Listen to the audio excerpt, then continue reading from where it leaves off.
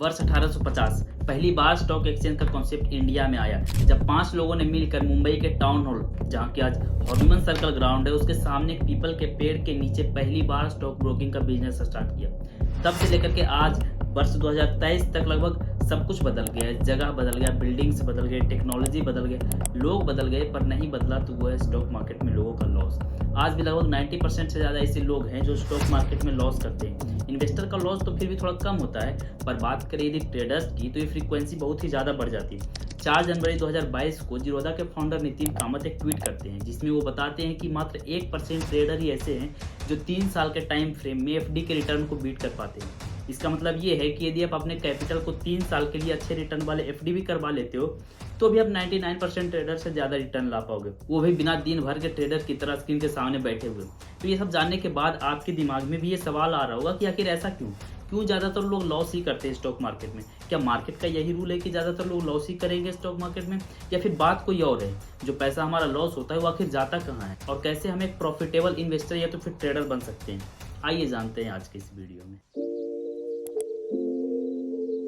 यदि आप एक इन्वेस्टर है या तो फिर ट्रेडर है और स्टॉक मार्केट में लॉसेस को फेस कर रहे हैं, तो आप भी इस टॉपिक पर बहुत सारे वीडियोस देखे होंगे कि क्या क्या कारण हो सकते हैं आपके लॉसेस के। पर आज हम सिर्फ कारण की बात नहीं करेंगे, बल्कि ये भी देखेंगे कि आपके लॉसेस को कैसे प्रॉफिट में कन्वर्ट किया जा सकता है, ताकि वीडियो देखने का कुछ तो फायदा मिले आपको। तो लॉसेस का सबसे पहला कारण है lack of knowledge and mindset. जब भी लोग पहले स्टॉक मार्केट में आते हैं तो उन्हें ज्यादा कुछ पता ही नहीं होता है मार्केट के बारे में। उन्हें पता ही नहीं होता है कि एक्चुअल में मार्केट वर्क कैसे करता है। वो इसे बस एक मनी मेकिंग स्कीम समझते हैं। उन्हें लगता है कि स्टॉक मार्केट से जब चाहे जितना पैसा निकाल सकते हैं, और ये माइंडसेट उनमें अलग अलग तरीकों से भरा जाता है, उनके फेवरेट इन्फ्लुएंसर के द्वारा, मूवीज के द्वारा या वेब सीरीज के द्वारा। जैसा कि यदि आपने स्कैम 1992 सीरीज देखे होंगे तो आपको ये डायलॉग तो जरूर याद होगा कि शेयर मार्केट इतना गहरा कुआं है जो पूरे देश के पैसों की प्यास बुझा सकता है। शेयर मार्केट इतना गहरा कुआं है जो पूरे देश की पैसे की प्यास बुझा सकता है। पर सच बताऊं तो ये बिल्कुल ही बेसलेस है। ऐसा कुछ भी नहीं होता है रियल लाइफ में, ये बस मूवीज तक ही ठीक लगती है। पर इन सब डायलॉग से इंस्पिरेशन लेने के कारण बहुत सारे लोगों को एक्सट्रीम फॉल्स एक्सपेक्टेशन हो जाता है मार्केट से, और उन्हें लगता है कि ये बस 25 दिनों में पैसा डबल करने वाला कोई स्कीम है। मैं आपको एक एग्जांपल के साथ समझाता हूँ। जैसे यदि आप स्टॉक मार्केट की जगह रियल एस्टेट में, गोल्ड में या तो फिर म्यूचुअल फंड में इन्वेस्ट करते, तो शायद आप उसे कई सालों तक, इवन कई दशकों तक होल्ड करके रखते। आप उसे रोज रोज ट्रैक करने के लिए नहीं बैठे होते कि कब इसका प्राइस ऊपर जा रहा है और कब नीचे जा रहा है। एक बार जो खरीद लेते उसे भूल जाते हो कई सालों तक। पर ऐसा स्टॉक मार्केट के साथ नहीं होता है। जब भी लोग यहाँ पर इन्वेस्ट करते हैं उनके दिमाग में ये बना हुआ रहता है कि मैं कितना जल्दी से जल्दी कितना ज्यादा पैसा कमाऊं, क्योंकि वो अपने फेवरेट यूट्यूबर को भी देख करके आते हैं कि वो भी बहुत ज्यादा पैसा कमा रहे हैं शेयर मार्केट से। पर मैं आपको बार बार कहता हूँ कि जो भी आपको सोशल मीडिया पर दिखाया जाता है हर बार वो सही नहीं होता है। ज्यादातर वो बस एक मार्केटिंग स्टंट होता है। इसलिए प्लीज आपसे रिक्वेस्ट करता हूँ कि किसी भी बात पर आंख बंद करके भरोसा मत कर लेना। किसी भी रिजल्ट पर पहुंचने से पहले उस टॉपिक पर खुद से रिसर्च कर लीजिएगा, क्योंकि यूट्यूब पर जिन्हें भी आप भगवान की तरह पूजते हो, आपको लगता है कि इनके जैसा कोई हो ही नहीं सकता है, एक्चुअल में वो ऐसे होते ही नहीं है। यूट्यूब पर कुछ तो ऐसे भी लोग हैं जिनसे आप ट्रेडिंग सीखते हो और खुद को बहुत बड़ा ट्रेडर बोलते हो, वो एक्चुअल में ट्रेडिंग से पैसा कमाते ही नहीं है। इनफैक्ट कुछ तो ऐसे भी यूट्यूबर मैंने देखा है जो कि साल के अंत में एवरेज लॉस में ही रहते हैं ट्रेडिंग करके। एक्चुअल में उनका पैसा बनता है कोर्स बेच करके, जो आपको वो ट्रेडिंग के नाम पर बेचते हैं। भले ही उनका खुद ट्रेडिंग में लॉस हो रहा है, पर वो आपको अच्छे से ट्रेडिंग सिखा देंगे। ऐसे ही लोगों के कारण आप जैसे मासूम लोगों का कैपिटल खतरे में आता है। और स्टॉक मार्केट का ये रूल है कि यहाँ पर यदि आपको प्रॉफिट बनाना है तो आपको अपना कैपिटल बचा के रखना पड़ेगा।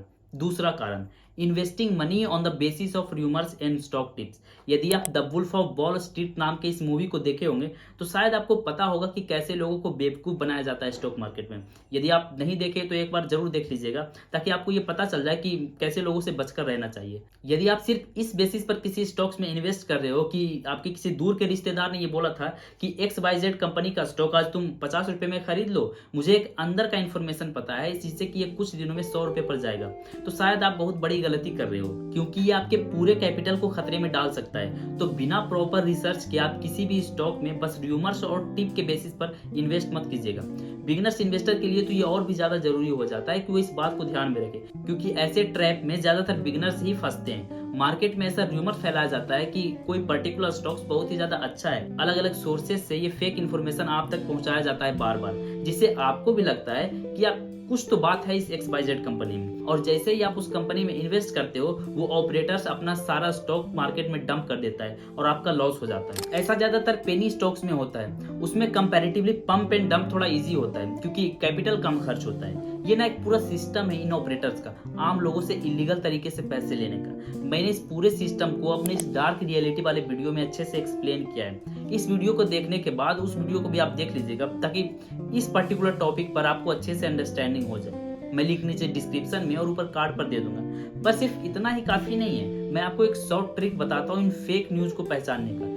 जब भी कोई सोशल मीडिया पर एड चलाकर ये बोलने लगे कि कोई पर्टिकुलर स्टॉक्स बहुत ही ज्यादा बढ़िया है, आप इसे खरीद लो, या तो फिर बहुत सारे इन्फ्लुएंसर एकदम से किसी पर्टिकुलर कंपनी की तारीफ करने लगे और आपको उसका स्टॉक खरीदने के लिए रिकमेंड करने लगे और सबका स्क्रिप्ट लगभग सेम हो, तो आप वैसे स्टॉक से बिल्कुल ही दूर हो जाइएगा क्योंकि कुछ ना कुछ तो बहुत बड़ा गेम चल रहा होगा उसके अंदर जो बाहर से दिखाई नहीं देता है। कुछ लोगों को पेनी स्टॉक का टिप दिया जाता है और बिगनर्स भी ये सोचते हैं कि यदि वो पेनी स्टॉक्स में इन्वेस्ट करते हैं तो उनके पास कंपैरेटिवली ज्यादा शेयर्स होंगे क्योंकि जनरली पेनी स्टॉक्स 5 रुपए 10 रुपए इवन कई बार तो कुछ पैसों का होता है। तो 1000 रुपए में बहुत सारे शेयर्स आ जाते हैं, पर वहीं यदि आप अच्छी क्वालिटी के शेयर्स लेने जाओगे तो 1000 में शायद मिले भी ना। यहीं बिगनर्स इन्वेस्टर फंसते हैं। एक तो उनके पास पैसे कम होते हैं इन्वेस्टिंग के लिए और दूसरा उन्हें लगता है कि यदि 10 रुपए का शेयर 20 रुपए भी हो गया तो मेरा इन्वेस्टमेंट डबल हो जाएगा, पर 1000 का शेयर कितना ही बढ़ जाएगा।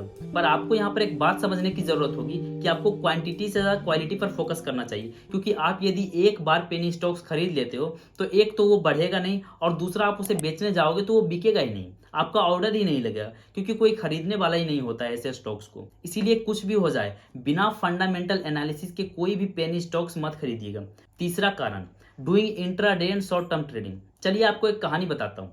ये कहानी है एक बच्चे की, एक्चुअली एक लोअर मिडिल क्लास बच्चे की, जिसे 15 साल की उम्र में ट्रेडिंग के बारे में पता चलता है। उन्हें यह प्रोफेशन बहुत ही ज्यादा फैसिनेटिंग लगता है और वो ट्रेडिंग सीखना और ट्रेडिंग करना स्टार्ट कर देते हैं। 1892 में सबसे पहली बार वो ट्रेडिंग करते हैं जब वे $5 के लिए बर्लिंगटन के 5 शेयर्स खरीदते हैं। फिर समय के साथ ट्रेडिंग को ही अपना प्रोफेशन बनाते हैं। समय बीतता गया और वो पैसे कमाते गए। एक टाइम तो ऐसा भी आ गया था कि जब वे वर्ल्ड के रिचेस्ट पर्सन के लिस्ट में आ गए थे। ये कहानी है अमेरिका के एक ट्रेडर जेसी लिवरमोर की। पर वो कहते हैं ना कि समय हमेशा एक सा नहीं रहता। इस केस में भी ऐसा ही हुआ। समय का पहिया पलटा और कभी रिचेस्ट पर्सन के लिस्ट में रहने वाले जेसी लिवरमोर अपने सारे पैसे गंवा देते और सुसाइड कर लेते हैं। ये न्यूज जल्द ही बहुत सारे अखबारों की हेडलाइन बन जाती है। पर यहाँ पर एक सवाल आता है कि आखिर ऐसा क्यों हो गया। तो मैं आपको बता दूं कि ये नतीजा है ट्रेडिंग का। ये नतीजा है एक ऐसे गैम्बलिंग का जिसमें आपको लगता तो है कि ये गेम ऑफ स्किल है, बट एक्चुअल में वो एक गैम्बलिंग होती है। इसीलिए मैं किसी को भी कभी भी ट्रेडिंग करने के लिए नहीं बोलता हूँ। हाँ, कुछ लोग होंगे आप लोगों में से जो बोलेंगे कि दक्ष भाई तुम ऐसा कैसे बोल सकते हो। बहुत सारे बड़े बड़े यूट्यूबर भी तो हैं जो बोलते हैं कि ट्रेडिंग बढ़िया है, ये एक गेम ऑफ स्किल है। तो हाँ, वो तो बोलेंगे, इसी से तो उनका घर चलता है। यदि वो ट्रेडिंग को गेम ऑफ स्किल नहीं बोलेंगे तो एक तो वो ट्रेडिंग के नाम पर जो व्यूज ला रहे हैं वो नहीं आएगा और दूसरा उनके पास जो हजारों हजार का कोर्स बना हुआ है वो भी नहीं बिकेगा। इसीलिए मजबूरी में भी उन्हें ट्रेडिंग को गेम ऑफ स्किल बोलना पड़ता है। अब आप लोग बोलोगे कि इतने सारे लोग जो ट्रेडिंग कर रहे हैं, ट्रेडिंग से पैसा कमा रहे हैं, अमीर बन रहे हैं, क्या वो लोग बेवकूफ है? एक अंदर की बात बताऊं, कहानियां ना बनाई जाती है। हर एक चीज जो चमकता है वो सोना नहीं होता है। यूट्यूब पर आप जिन्हें भी देखकर ये बोलते हो ना कि trading is a best career, ये एक गेम ऑफ स्किल है, सच बताओ तो वो ट्रेडिंग से पैसा कमाते ही नहीं है। ट्रेडिंग में उनका एनुअल P&L लॉस में ही रहता है। वो पैसा ट्रेडिंग के नाम पर जो कोर्स बेचते हैं ना उससे कमाते हैं। तो ऐसे लोगों से बिल्कुल ही दूर रहिएगा और हाँ, रियलिटी में जिंदगी जीना सीखिए, ये नहीं कि हवा में कुछ भी बोल रहे हैं। चलिए आपको एक कॉन्सेप्ट बताता हूं ताकि और अच्छे से क्लियर हो जाए। ट्रेडिंग में बस एक ही चीज आपके कंट्रोल में है कि कब आप अपना पोजीशन स्क्वायर ऑफ करते हो, और इसके अलावा कुछ भी आपके हाथ में नहीं है। आप यदि ये सोच रहे हो कि मैं बहुत ही बढ़िया स्ट्रेटेजी के साथ एंटर करूंगा तो मार्केट मेरे हिसाब से ऊपर जाएगा, तो आप बहुत बड़ी गलत फहमी में हो, क्योंकि ये कोई मशीन नहीं है, कोई एल्गोरिदम या प्रोग्राम नहीं है कि एक बार जैसे सेट कर दिया जाए हमेशा वैसे ही चलेगा। आप सोचो कि यदि ऐसा होता तो कोई तो एक ऐसी स्ट्रेटेजी होती जो कि 100% एक्यूरेट होती, पर ऐसा नहीं है। आप कोई भी स्ट्रेटेजी उठा लो 50 to 60%, इससे ज़्यादा काम नहीं करेगा। तो इतना तो तुक्का लगाने पर भी 50% सही होने की प्रोबेबिलिटी होती है। इसलिए मैं तो यही बोलूँगा कि trading is nothing, it's only a gambling. कभी भी ये मत सोचिएगा कि ट्रेडिंग को मैं अपना कैरियर बना लूँ, क्योंकि एक तो इसमें आपका टाइम बर्बाद होगा और at the all of end कोई रिजल्ट भी नहीं निकलेगा। हो सकता है कि आप FD के रिटर्न को भी बीट ना कर पाओ और डिप्रेशन और एंजाइटी होगा वो अलग से। यदि आप स्टॉक मार्केट में बहुत शॉर्ट टर्म के लिए भी इन्वेस्ट करते हो तो ये कहा नहीं जा सकता है कि आपको प्रॉफिट ही होगा। जैसे यदि आप कोविड से जस्ट पहले इन्वेस्ट करते और कुछ महीनों में ही निकल जाते तो भी आपको अच्छा खासा लॉस हो जाता। पर वहीं आप यदि अपने इन्वेस्टमेंट को अभी तक कंटिन्यू करते, अभी तक होल्ड करके रखते, तो आपका इन्वेस्टमेंट शायद डबल हो जाता, इवन 3 गुना भी हो सकता था। और यही है लॉन्ग टर्म इन्वेस्टमेंट का पावर। यदि आप लॉन्ग टर्म के लिए इन्वेस्ट करते हो तो हो सकता है कि किसी साल आपको रिटर्न कम आए, ये तो फिर नेगेटिव रिटर्न आए, बट ओवरऑल यदि आप देखोगे तो लॉन्ग टर्म में ये रिटर्न पॉजिटिव ही होगा। पिछले कुछ साल का यदि डाटा देखें तो ये पूरा कॉन्सेप्ट क्लियर होता है। जैसे फाइनेंशियल ईयर 18 में निफ्टी 50 का रिटर्न 3.15%, 19 में 12.02%, 20 में 14.17%, 21 में 24.12%, 22 में 4.32% का रिटर्न मिला था। तो यदि आप फाइनेंशियल ईयर 18 में इन्वेस्ट करते और फाइनेंशियल ईयर के अंत में निकल जाते तो आपको सिर्फ 3.15% का प्रॉफिट होता। पर वहीं आप यदि अपने इन्वेस्टमेंट को फाइनेंशियल ईयर 22 के अंत तक होल्ड करके रखते तो आपको लगभग 12% का कंपाउंडेड रिटर्न मिलता। चौथा कारण, try to timing the market. बहुत सारे लोग स्टॉक मार्केट में ये सोचते हैं कि जब भी मार्केट नीचे आएगा तो ही वो इसमें इन्वेस्ट करेंगे, या तो फिर यदि इन्वेस्ट कर चुके हैं तो ये सोचते हैं कि मार्केट जैसे ही ऊपर जाएगा वो अपने स्टॉक्स को बेच देंगे। पर यदि ग्राउंड रियलिटी देखो तो ऐसा कुछ होता ही नहीं है, आप मार्केट को टाइम कर ही नहीं सकते हो। मैं इसको कुछ एग्जांपल के साथ भी बताऊंगा, पर आप सीधा ये जान लो कि स्टॉक मार्केट में किसी भी स्टॉक्स को लो पर खरीदना और हाई पर बेचना बस एक मिथ है। आप ऐसा कर ही नहीं पाओगे क्योंकि आप फ्यूचर नहीं देख सकते हो। आप यदि किसी स्टॉक के बारे में ये सोचते हो कि ये स्टॉक ना थोड़ा सा भी महंगा लग रहा है, जब ये स्टॉक नीचे आ जाएगा तब मैं इसे खरीदूंगा, और यदि वो स्टॉक्स वहां से ऊपर ही चलता चला जाए तो आप एक ऐसे स्टॉक्स को खो दोगे जो कि आपको मल्टी बैगर रिटर्न दे सकता था। सिमिलरली यदि आप किसी स्टॉक के बारे में ये सोचते हो कि जब मेरा खरीदा हुआ स्टॉक थोड़ा सा और ऊपर जाएगा तब मैं इसे बेचूंगा ताकि मेरा रिटर्न बढ़ सके, पर यदि ऐसा हो कि वो स्टॉक वहां से नीचे ही चलता चला जाए, ऊपर जा ही ना, तो भी आप एक ऐसे मौके को गंवा दोगे जब आप अपने स्टॉक से अच्छा खासा रिटर्न निकाल सकते थे। इसीलिए जब भी आप किसी स्टॉक्स के बाइंग एवं सेलिंग के टाइम का डिसीजन ले रहे हो तो प्राइस के वोलेटिलिटी के आधार पर नहीं बल्कि स्टॉक के फंडामेंटल के आधार पर लीजिए ताकि आपको ज्यादा से ज्यादा रिटर्न मिल सके। बैंक ऑफ अमेरिका के एक wealth management division Merrill Lynch के एक रिसर्च के अनुसार 30 सालों का यदि टाइम फ्रेम लिया जाए तो सिस्टमैटिक इन्वेस्टमेंट वाला पोर्टफोलियो मार्केट टाइम वाला पोर्टफोलियो से दुगना आउट परफॉर्म करता है। चार्ल्स श्वाब के एक रिसर्च के अनुसार मार्केट में सही टाइम प्रिडिक्ट करना कि कहां से कोई स्टॉक ऊपर जाएगा और कहां से कोई स्टॉक नीचे आएगा एक लॉटरी जीतने का समान है और इसके चांसेस बहुत ही ज्यादा कम होते हैं। जो भी लोग ऐसा करते हैं उन्हें ऑल ओवर नुकसान ही होता है। एक American based investment management firm T रोवे प्राइस का एक फेमस रिसर्च है, जैसा कि आप स्क्रीन पर देख सकते हो। इसमें 2 इन्वेस्टर का एग्जांपल लिया गया है जिसमें से एक मार्केट टाइमिंग वाला और दूसरा स्टेडी इन्वेस्टर है। दोनों को हर मंथ $2,000 दिया गया इन्वेस्टमेंट के लिए। आप 2001 से 2021 तक का डाटा देख सकते हो। पहले 3 से 4 साल में तो मार्केट टाइमिंग वाला को थोड़ा ज्यादा रिटर्न मिला, पर जैसे जैसे समय बीता स्टेडी इन्वेस्टर ने मार्केट टाइमिंग वाले को आउट परफॉर्म करना स्टार्ट किया। 2009 के बाद जो ओवरटेक किया कंपाउंडिंग के कारण 2021 तक आते आते वो इतना आगे चला गया कि अब मार्केट टाइमिंग वाला दूर दूर तक नजर ही नहीं आ रहा था। और ऐसा कोई एक एग्जाम्पल नहीं है, बहुत सारे ऐसे एग्जाम्पल है। इसीलिए कभी भी स्टॉक मार्केट में मार्केट को टाइम करने की कोशिश मत कीजिएगा, इसमें आपको नुकसान ही होगा। 5वां कारण, हर्ड मेंटालिटी।